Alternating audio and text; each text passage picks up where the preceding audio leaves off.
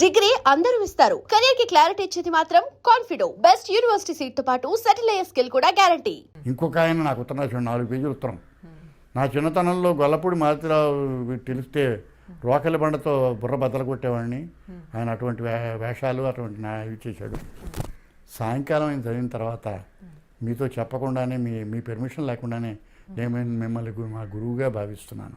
ఎక్కడి నుంచి వచ్చిందో తెలుసుకునేది చెంచల్గూడ జైల్లో ఖైదీ నెంబర్ 412 శ్రీనివాస్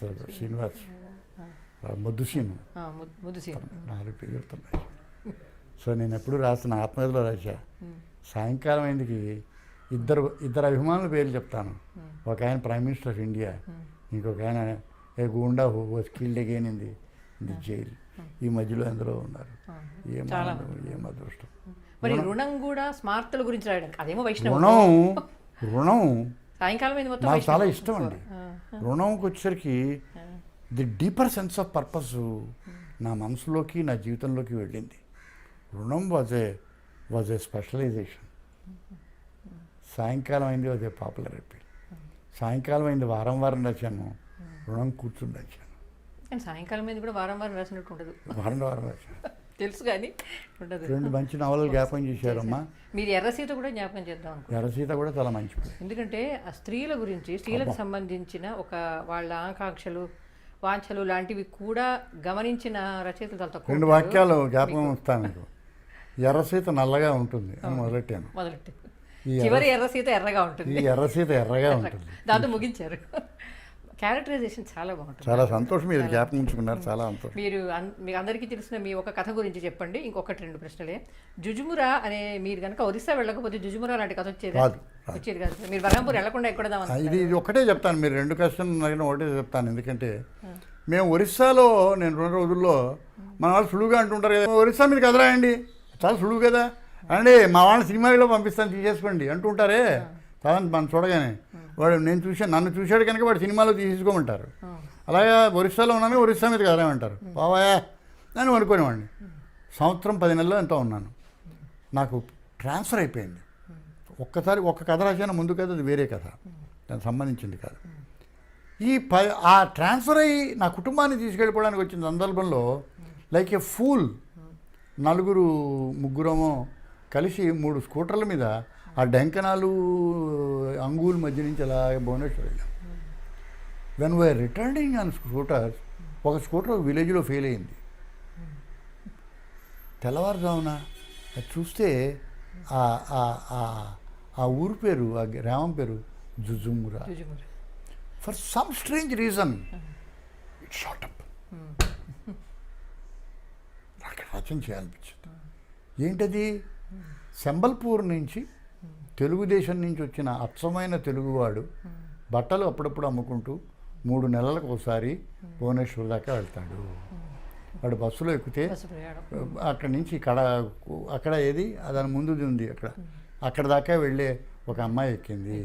ఆ అమ్మాయి భారతదేశంలో ఉంటున్న తెలుగు అమ్మాయి. అక్కడ కదా Jujumura is the place where they talk with each other. వీడికి తెలుగువాడు, ఆమె ఒరియా రాదు. ఆ అమ్మాయి తెలుగు వచ్చిన ఒరియా దేశంలో పెరిగిన పిల్ల తెలుగులో వీడిని పలకరించింది కథ అయిపోతే. It is not a boy meeted love story, దానికి పెద్ద రేంజ్.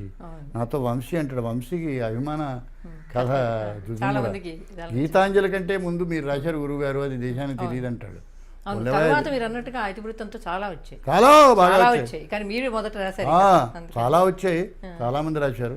తెలియడం ఎందుకే, నేను చేసిందన్న విషయం నాకు తెలిస్తే గొప్ప విషయం కదా. నా పెళ్ళ అందంగా ఉందని నాకు తెలిస్తే చాలు, మిగతా వాళ్ళు తెలియక్కర్లేదు.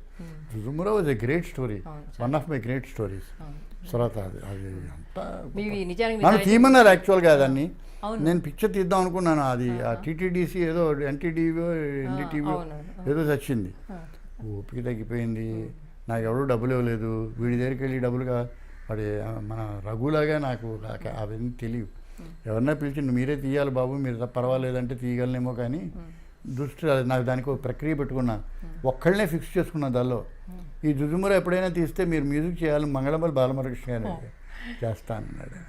చేయలేదు. లేరు కాబట్టి that was a great story. I'm glad you remembered it. But for the simple, but for the destiny I could not make a film. మీరు నాటకాల గురించి చేద్దామని ఇంటర్వ్యూ మొదలెట్టి సినిమాల దాకా వచ్చి స్క్రీన్ ప్లే దాకా వచ్చి నేను తీయని ఒక ఇంకొక మాట గొప్ప అనేసి కథ యొక్క స్క్రీన్ ప్లే దాకా వచ్చాము. ఇంకొక క్వశ్చన్ ఉందా? అంటే మీ జీవనకాలం గురించి అడుగుదాం అనుకున్నాను. జీవనకాలం ఆత్మకథ మీ ఆత్మకథలో మీ గురించి మీరు చాలా నిజాయితీగా చెప్పుకున్నారనిపించింది. అవునండి. పొగడతలే కాదు, విమర్శలు కూడా. చాలా మిమ్మల్ని భరించడం చాలా కష్టమని శివాని ఒక- గారే మీకు ప్రూఫ్లన్నీ మొత్తం రాసింది ఆవిడే కదా, కాబట్టి మీ సాహిత్యంలో ఆవిడ పాత్ర ఉందిగా, భాగస్వామి. I'm grateful to that lady. I'm grateful to that lady. Is one of the great ladies in my life. Great influence also. నాకు ఒక పుస్తకం ఎవరో చెప్పారు, టెల్లింగ్ లైవ్స్ కాదయ్యా, more of in then not a autobiography will become telling lives అని. అది నాకు ఎప్పుడు లాగుతూ ఉంటుంది. When you can say about your self honestly, it becomes a true autobiography. ఈ నేకెడ్ ఆనెస్టీతో చెప్పిన ఒక మహానుభావుడు ఒక ఆయన ఉన్నాడు, ఒక్కడే ఉన్నాడేమో ప్రపంచంలో, మహాత్మా గాంధీ. అవును, అన్నీ చెప్పిన మనిషి. నేకెడ్ ఆనెస్టీతో చెప్పిన మహానుభావుడు ఇంకొక ఆయన ఉన్నాడు, అతను ఒకడేనేమో, గొల్లపూడి మారుతీరావు. నేను గాంధీ గారితో కంపేర్ చేసుకోవటం లేదు. మహానుభావుడు ఆయన. సిద్ధాంతంలో ఆ నిజాయితీని, ఆ పోకడిని, ఆ ప్రక్రియని నమ్మినవాడిని నేను. నాది కూడా అదృష్టవశాత్తు పాపులర్ ఆత్మ కదా.